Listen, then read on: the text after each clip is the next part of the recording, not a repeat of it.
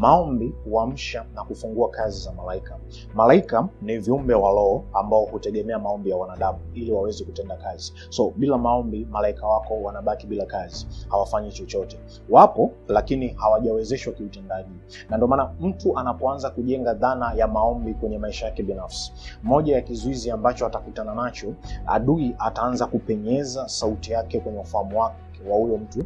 Utasikia ndani yako sauti nakwambia acha, choka, utaomba kesho. Malaika wako wanakuwa hai na wenye kazi pale tu unapokuwa kwenye maombi. Na ndio maana Yesu alisema ombeni bila kukoma. Maana yake weka washirika wako mbinguni kazini, weka malaika wako kazini, fanya shughuli za mbinguni ziendelee. Malaika, Biblia iko wazi kabisa katika Mathayo 18:18, lolote mtakalolifunga duniani litakuwa limefungwa mbinguni, na lolote mtakalolifungua duniani litakuwa limefunguliwa mbinguni.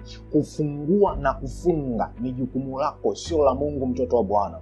Zaburi 115 iko wazi, inasema mbingu ni mbingu za Bwana, bali nchi amewapa wanadamu.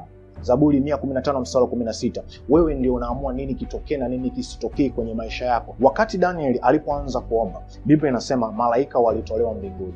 Malaika Gabriel alikuja na ujumbe wa maombi ya Daniel. Lakini mkuu wa Uajemi, yani nguvu za giza za kiroho, yani mkuu wa Uajemi alimzuia. Alimzuia nani? Alimzuia malaika alikuwa anakuja na ujumbe wa Daniel, malaika Gabriel. Hapo ndipo Bwana alituma malaika mwingine, Mikaeli, na jeshi lake la vita. Ukisoma kitabu cha Daniel 10:12 mpaka 13 utaipata hiyo habari. Daniel aliendelea kuomba, na kadri alivyoendelea kuomba, kwa lugha nyingine, vita ilikuwa inaendelea kufanyika kule mbinguni. Sasa ni sehemu mbili.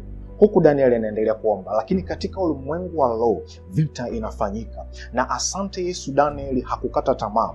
Kama angeacha kuomba katikati, ina maana Mikaeli angerudi mbinguni bila ushindi.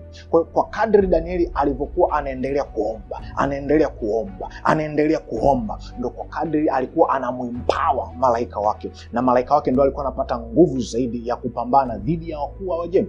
Sasa nikuulize swali, ni wangapi tunakata maombi? Ulikuwa uombe walau saa moja au masaa mawili, hata nusu saa. Roho Mtakatifu alikuamsha usiku kwa maombi, lakini umekata tamaa, unasema umechoka, unasema uwezi. Sikiliza, Biblia inasema tumezungukwa na wingu kubwa la mashahidi. Ukisoma kitabu cha Waebrania 12:1, neno liko wazi, nasema basi na sisi pia, kwa kuwa tunazungukwa na wingu kubwa la mashahidi namna hii, na tuweke kando kila mzigo mzito. Mtume Paulo alipigwa na kuwekwa gerezani, lakini usiku huo hakulala, alikataa kulala. Alianza kuomba na kumsifu Mungu. Biblia inasema mbingu zilifunguka nao alifunguliwa. Ukisoma Matendo 16:25 mpaka 26 unapata hiyo habari. Kuna sababu ya kusema uwezi kuomba. Hatuna udhuru katika hilo. Saa imefika ya